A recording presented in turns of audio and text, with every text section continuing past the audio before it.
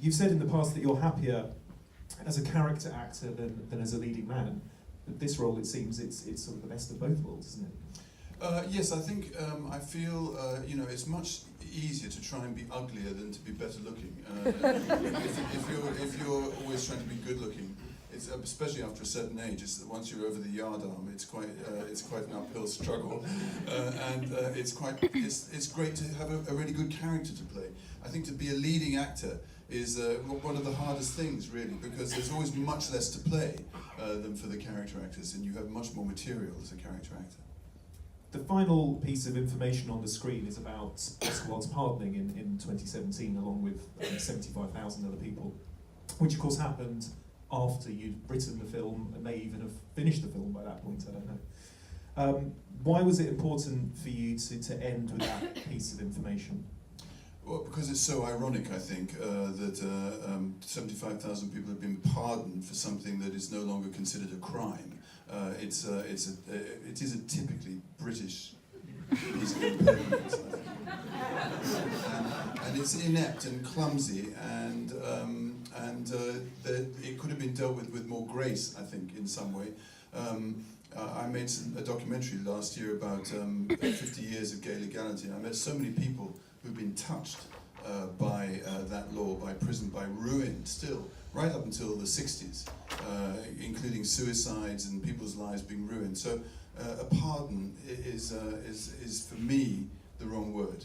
I think you described making this film as a life and death situation.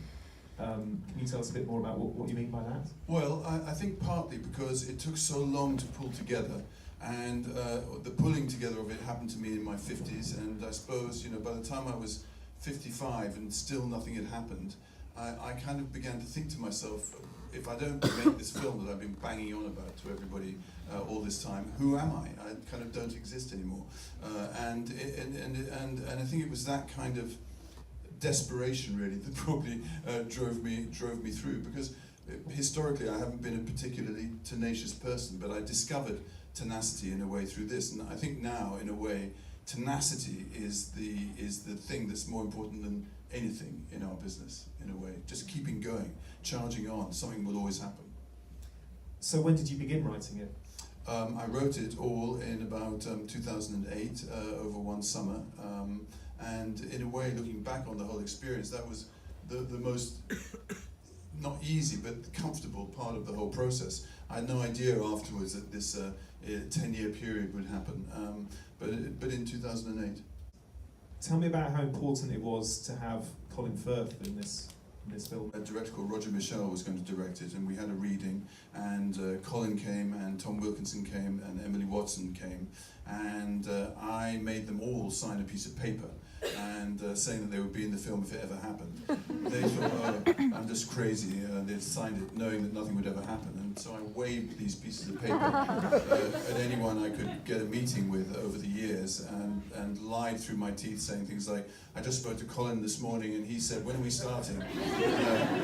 Never knowing really whether Colin would actually want to take part. Plus, Colin suddenly became incredibly successful, and all the financiers that did eventually come on board were all very beady about Colin. Is Colin definitely on board and all that? And I said, yes, no problem. And so the fact that he did come through for me in the end was, an amazing act of friendship for which I'll never really be able to repay him, because if he hadn't done it, the film would definitely have collapsed. So when did you decide to direct it yourself? Only after about 2.5 years of this whole 10-year process. Roger Michel couldn't direct it in the end, and so then I sent it to about 6 or 7 other directors, and it took me years to get the answer no out of all of them, about 2.5 years, and then at that point I thought, God, I might be doing this forever, and so I thought, fuck it, I'll try and make it myself. Not realising at all how complex actually it was going to be. Thank God, because I probably wouldn't have started. And are there directors that you've worked with before who you think influenced you in any way? The Dardenne brothers from Belgium. I love their urban. They're obviously more urban films and modern, but they have a grammarous filming, a cinematic grammar that is absolutely riveting and very intimate and drags you in. I love Sergio Leone and Sergio Leone's way of going back and forth in memory. Memories and flashbacks are the things I like best when they work and when they're kind of rooted and motivated, so you don't lose track. I wanted the aesthetic to be, you know, really textured and rich and detailed and right, and you know, the main problem with that in a way was that we got the money mostly out of Bavaria in Germany, and obviously the problem is that Bavarian architecture is completely different to French architecture, and also it's a very rich state, so most of it's incredibly restored, so you can hardly work at it. But eventually I was doing a series for the BBC called Musketeers in the Czech Republic, and one day one of the drivers said, "Oh, I know these 3 castles in Franconia, which is over the border and happens to be in Bavaria." And when I saw those 3 castles, they were kind of tumbled down, derelict Norman Gothic castles, and I knew that I could make the film there, and all the rooms really of the entire film are made in that place. Would you direct again? Well, I think it's like childbirth in a way. The pain is excruciating when it's happening, and then when the baby's in your arms, you forget all about it. And so yes, I would definitely like to try and make another film. I just wanted to ask about the practicalities of directing yourself when you're in almost every scene, well, maybe every scene.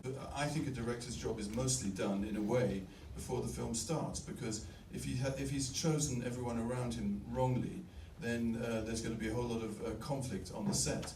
And sometimes I think directors feel very frustrated when they're on the set, because everyone else is beetling around doing their own job, and sometimes the director's left there in the middle wondering what he's meant to do, and that's when he sometimes starts to micromanage the actors.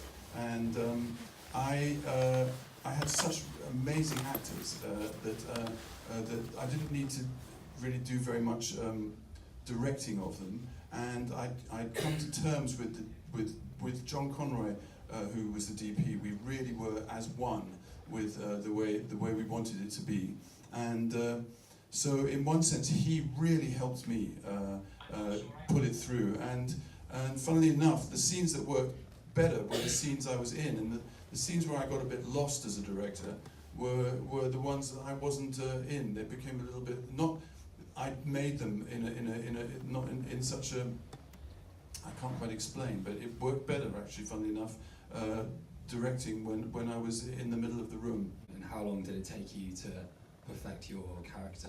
This is another thing that was very lucky for me. I did quite a few Wilde plays, and all the characters in Wilde, there's a lot of Wilde in them, and once you've done those plays night after night after night, something really gets into you. Then I played Wilde. At a point where I couldn't get any money for the film, I had an idea of trying to do David Hare's play The Judas Kiss, which is about Wilde, and he let me do it, and we set it up, and for about 2 or 3 years on and off I did that play, and that was an amazing preparation as well. Plus, over these 10 years trying to make the film, I think they were 10 very useful years in a way. I got to know, I read every single book there was, read every letter, went to every place that he'd been, and so the character was really almost second nature to me, I think. What does Oscar Wilde mean to you, and why was it so important to make this film? I think of Oscar Wilde as the Christ figure. I think for me he's a better Christ than Christ. In other words, he has a godly side, which is his talent, and also this amazing, what he had, apart from being a great snob, he had this amazing imaginative empathy for people. And this is recorded all over the letters and books. And this is also godlike. And on the other side, he has all these human qualities, but proper ones, not Jesus-like human qualities, real human faults. And these faults play so strongly in his fate, because he makes mistake after mistake after mistake. And all these things add up to him being, I think, what Christ is like in a way, is a human and a God. And he's crucified in a way like Christ at the hands of society. He has a passion like Christ, and I thought of, when I originally thought of making my film, I thought of it, I remember seeing Mel Gibson's Passion of the Christ, and I thought, God, you could make a Passion of Oscar Wilde, something completely different, but with the same kind of end result. And so also for me, my career being so tightly wound up by chance with my sexuality. And also sometimes having a feeling of being exiled myself at times from the business. It felt like this was the right character and that was the right period of his life to try and tell the story of. Also, one other reason is that the portrait of Wilde in 1900 in Paris is the portrait of the first outwardly gay man in modern history, which is an interesting thing because it's almost like Adam and Eve eating the apple, because homosexuality wasn't a word that existed. People who did homosexual behavior knew about it.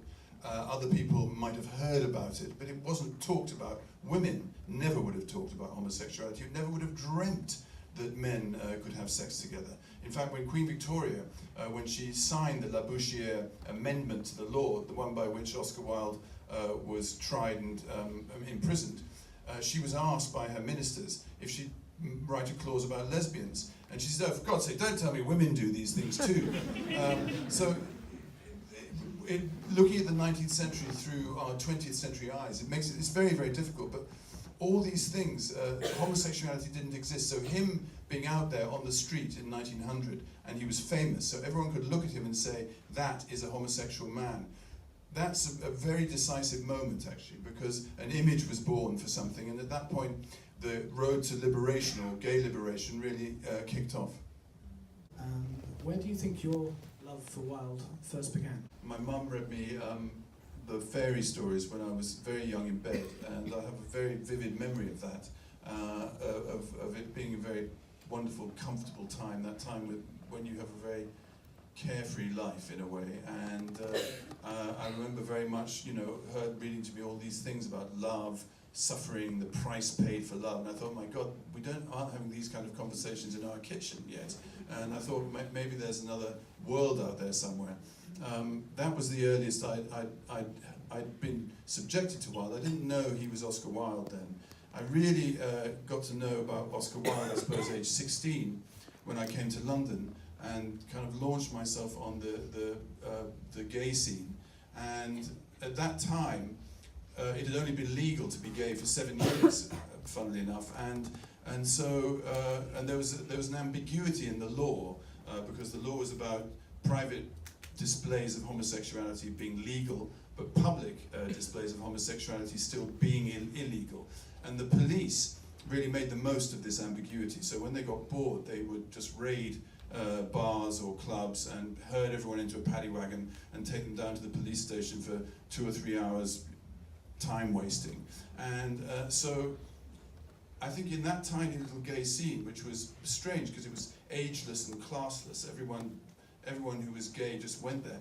The name Oscar Wilde was really a known name, even by people who weren't, particularly educated, because we were very much still walking in his legal footprints. And I think that also turned my head a lot about him. Yeah, I just wondered whether you think that there's anything specific in terms of LGBT issues that you'd like to see progress on over the next 20 years or so. So for me, for us to know, for example, in the LGBTQ community, about how our road to liberation began and where it is and how far we've come and how far we have to go, I think it's enormously empowering, and it can stop something which is sometimes, if we don't have any historical notion, we tend to look at the problems facing us in a slightly more apocalyptic way than if we had more of a context. So for me, what I'm hoping, anyway, with this film, is to show both the LGBTQ community about our history, and also young people in general about how homophobia kind of pans out. Because the weird thing about this story is you could still say, this is the story of homosexuality today.